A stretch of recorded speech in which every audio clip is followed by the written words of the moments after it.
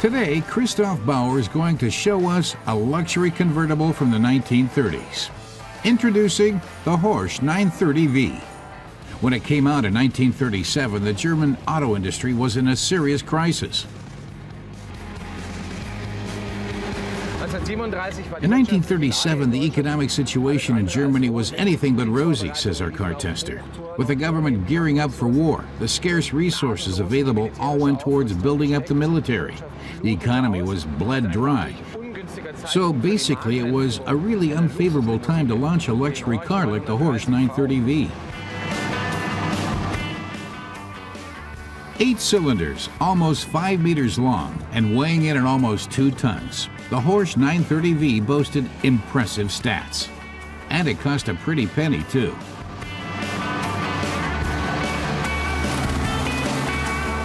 This 4-window convertible, as it was called, had a price of 10,100 Reichsmarks. An Opel Kapitän convertible cost just 4,300 Reichsmarks, less than half. But the Horch still managed to sell pretty well. Over 2,000 units were made through 1940, and most of them were the convertible variety. Horch had a tradition in luxury car making. The company was founded by engineer August Horch in 1899. In 1909, the founder left due to internal wranglings. He set up a new firm. Horch's surname means listen in German, which in Latin translates as Audi. In 1932, Horch and Audi joined with 2 other makes to become Auto Union. But the Horch brand retained its superior status. Strictly speaking, the 930V is a kind of Horch for beginners. Under the long hood was a successor to the first German V8 engine, built in 1933. Repeated increases in displacement from 3 to 3.8 liters gave the engine a very respectable performance.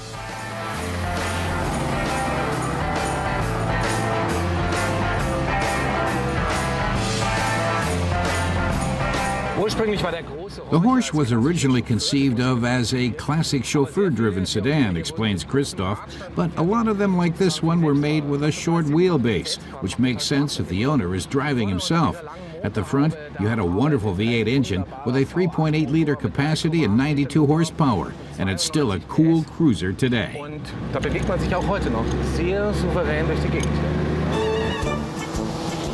In 1938, over 20% of new car registrations in Germany in the 3 to 4-liter displacement class were Horches. The brand was market leader in the luxury class. Its big rival in the 1930s was Mercedes, but they were in a different category in terms of both horsepower and price. Horch was loved for the understated elegance. No frills, no gimmicks, just solid and unobtrusive. In this case, with a body from convertible specialist Glaser.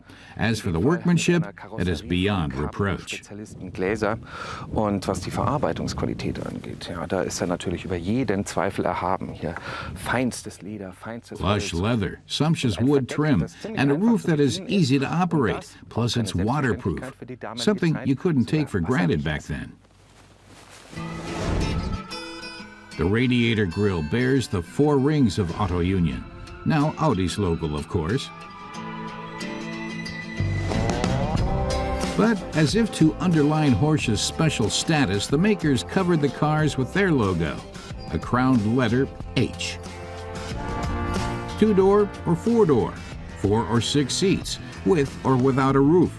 There was a wide range of versions to choose from. If you were willing to pay enough, you could basically get what you wanted. Pop the hood, and you'll find a robust V8 engine with a 3.8-liter displacement.